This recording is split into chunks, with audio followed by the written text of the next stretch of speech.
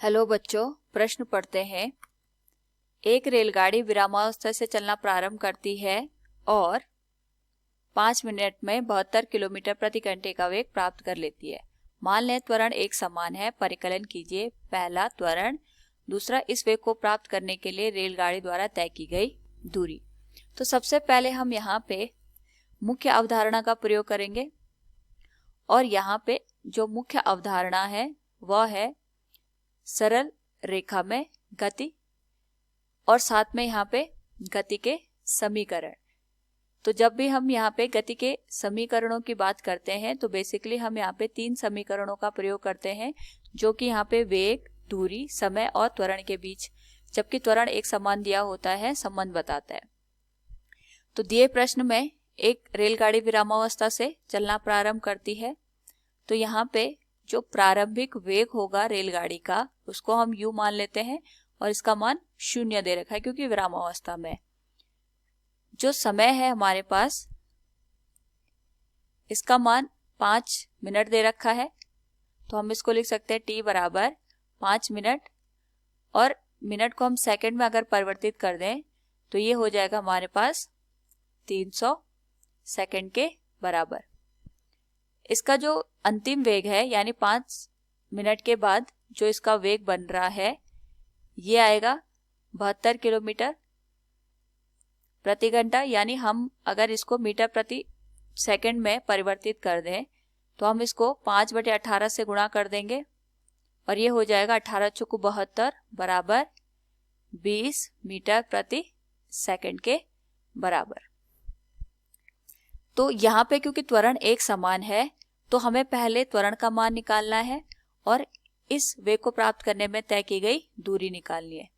तो जो त्वरण है, हमें इसका अगर मान निकालना हो, इसको हम a से प्रदर्शित करते हैं। तो त्वरण हमें दिखाता है वेग परिवर्तन की दर समय के साथ। तो हम लिख सकते हैं त्वरण बराबर वेग परिवर्तन बटे समय। तो जो हमारे पास यहाँ पे वेग का परिवर्तन आ रहा है ये आएगा अंतिम वेग माइनस प्रारंभिक वेग बटे समय t। तो जो हमारे पास यहाँ पे अंतिम वेग है ये आ जाएगा 20 मीटर प्रति सेकंड, प्रारंभिक वेग 0 है और जो त्वरण का मान है हमारे पास ये 300 सेकंड के बराबर है। तो जो a का मान होगा ये हो जाएगा 20/300। अगर हम इसको यहाँ पे सॉल्व करके लिखें तो ये हो जाएगा 0.067 मीटर प्रति सेकंड का वर्ग। तो ये पहला आ गया हमारे पास त्वरण 0.67 मीटर प्रति सेकंड का वर्ग। अब हमें वेग को प्राप्त करने के लिए रेलगाड़ी द्वारा तय की गई दूरी ज्ञात करनी है। तो इस स्थिति में गति का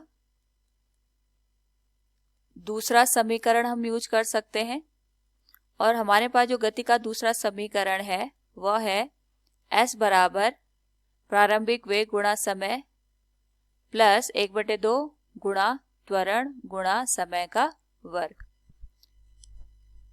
यहाँ पे अगर हम s का मान निकालें तो u का मान 0 हो जाएगा प्लस 1/2 त्वरण का मान 0.067 मीटर प्रति सेकंड का वर्ग है, या हम इसको लिख सकते हैं 2/30 गुणा जो हमारे पास समय है ये है 300, तो हम इसका वर्ग कर देंगे यहाँ पे।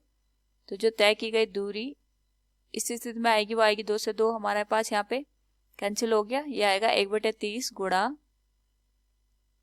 300 का अगर हम वर्ग करें ये हो जाएगा 3 का वर्ग 9 और 4 0 आ जाएंगे 1 2 3 4, ये यहाँ पे कैंसिल हो जाएगा और ये बन जाएगा 3000 के बराबर।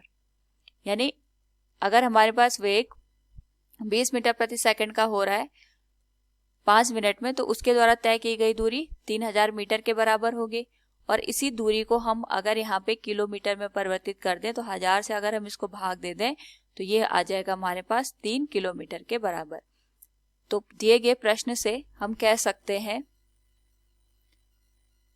रेलगाड़ी का जो त्वरण है ये आएगा हमारे पास 2/30, या फिर हम इसको लिख सकते हैं 0.067 मीटर प्रति सेकंड का वर्ग, और इस रेलगाड़ी द्वारा तय की गई दूरी आएगी 3 किलोमीटर के बराबर। उम्मीद है आपको समझ में आया होगा। धन्यवाद।